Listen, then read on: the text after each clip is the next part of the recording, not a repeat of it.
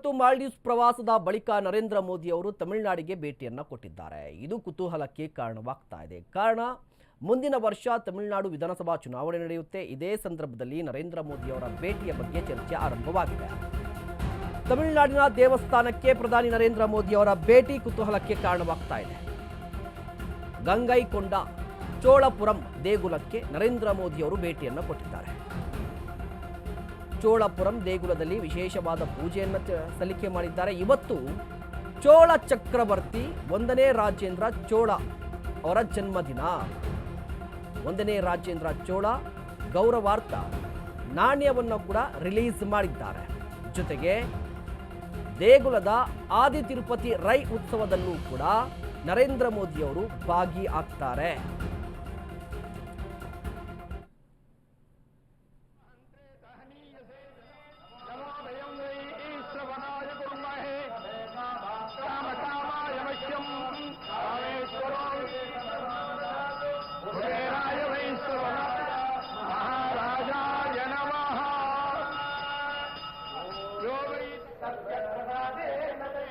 போற்றி ஆற்றாகி அங்கே அமர்ந்தாய் போற்றி ஆரங்கம் நால்வேதம் ஆனாய் போற்றி காற்றாகி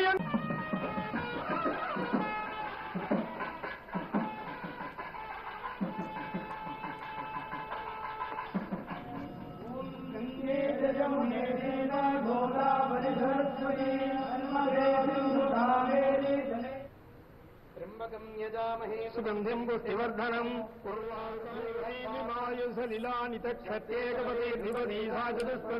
अष्टापदी नवपदी परिवार परिवृतस्य श्री राजेन्द्र चोलेश्वरेण स्थापित वैभवाकारस्य सहस्रवर्षङ्गतस्य परमेश्वरस्य बृहन्नायिकी अम्बासमेत भृगीश्वर परमेश्वरस्य प्रसादेन नमः सोमाय नमः हन्त्रे तहनीयसे नमो वयं वै ईश्वराय कुर्महे.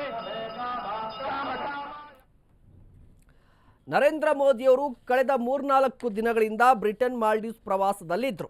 ನಿನ್ನೆ ಮಾಲ್ಡೀವ್ಸ್ನ 60ನೇ ಸ್ವಾತಂತ್ರ್ಯ ದಿನಾಚರಣೆಯಲ್ಲಿ ಭಾಗಿಯಾಗಿದ್ದರು. ಇವತ್ತು ಭಾರತಕ್ಕೆ ಬರ್ತಾ ಇದ್ದಂತೆ ತಮಿಳುನಾಡಿಗೆ ಭೇಟಿಯನ್ನು ಕೊಟ್ಟಿದ್ದಾರೆ. ತಮಿಳುನಾಡಿನ ಗಂಗೈಕೊಂಡ ಚೋಳಪುರಂ ದೇವಸ್ಥಾನಕ್ಕೆ ಭೇಟಿಯನ್ನು ಕೊಟ್ಟಿರುವಂಥದ್ದು. ನೋಡಿ, ಚೋಳರ ರಾಜ ಚಕ್ರವರ್ತಿ 1ನೇ ರಾಜೇಂದ್ರ ಚೋಳ ಅವರ ಜನ್ಮದಿನ, ಜೊತೆಗೆ ಅವರು ಕಟ್ಟಿಸಿರುವಂಥ ದೇವಸ್ಥಾನ ಅದು. ತಮಿಳು ಭಾಷಿಕರಿಗೆ ಚೋಳ ಅಥವಾ ಚೋಳರ ಸಾಮ್ರಾಜ್ಯ, ಚೋಳರಾಜರು ಅಂತ ಹೇಳಿದ್ರೆ ಅದು ಅಸ್ಮಿತೆಯ ಪ್ರತೀಕ ಅಂತ.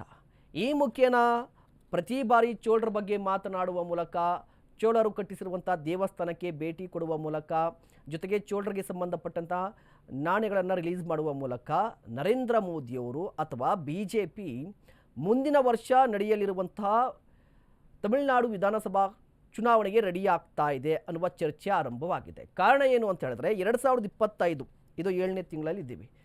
ಈ ಅವಧಿಯಲ್ಲಿ ಬರೋಬ್ಬರಿ 3 ಬಾರಿ ನರೇಂದ್ರ ಮೋದಿ ಅವರು ತಮಿಳುನಾಡಿಗೆ ಭೇಟಿಯನ್ನು ಕೊಟ್ಟಿದ್ದಾರೆ. ಗೃಹ ಸಚಿವರಾಗಿರುವಂಥ ಅಮಿತ್ ಶಾ ಅವರು 4 ಬಾರಿ ಭೇಟಿಯನ್ನು ಕೊಟ್ಟಿದ್ದಾರೆ. ಹೀಗಾಗಿ ನೆಕ್ಸ್ಟ್ ವರ್ಷ ಬರಲಿರುವಂಥ ಚುನಾವಣೆಗೆ BJP ಸನ್ನದ್ಧವಾಗ್ತಾ ಇದೆ ಅಂತ ಹೇಳಿ ರಾಜಕೀಯ ಪಡಸಾಲೆಯಲ್ಲೂ ಕೂಡ ಚರ್ಚೆ ನಡೀತಾ ಇದೆ. ಇದೇ ಸಂದರ್ಭದಲ್ಲಿ BJP ಅಲ್ಲಿ ಅಂದರೆ ತಮಿಳುನಾಡು ಘಟಕದ BJPಗೆ ಇನ್ನೂ ರಾಜ್ಯಾಧ್ಯಕ್ಷರನ್ನು ನೇಮಕ ಮಾಡಿಲ್ಲ. ಅಣ್ಣಾಮಲೈಯವರು ರಾಜೀನಾಮೆ ಕೊಟ್ಟಿದ್ದಾರೆ. ಅದಾದ ಬಳಿಕ ಈವರೆಗೂ ಕೂಡ ರಾಜ್ಯಾಧ್ಯಕ್ಷರನ್ನು ನೇಮಕ ಮಾಡಿಲ್ಲ. ಸೊ ಇವತ್ತು ನಡೆಯುತ್ತಲ್ವ ಆದಿ ತಿರುಪತಿ ರೈ ಉತ್ಸವದಲ್ಲಿ ನರೇಂದ್ರ ಮೋದಿ ಅವರು ಭಾಗಿಯಾಗಿ ಇದೇ ಸಂದರ್ಭದಲ್ಲಿ ರಾಜ್ಯಾಧ್ಯಕ್ಷರ ಹೆಸರನ್ನು ಫೈನಲ್ ಮಾಡುವ ಸಾಧ್ಯತೆ ಇದೆ ಅಂತ ಕೂಡ ಹೇಳಲಾಗ್ತಾ ಇದೆ. ಬಟ್ ಕಾದು ನೋಡಬೇಕಾಗಿದೆ.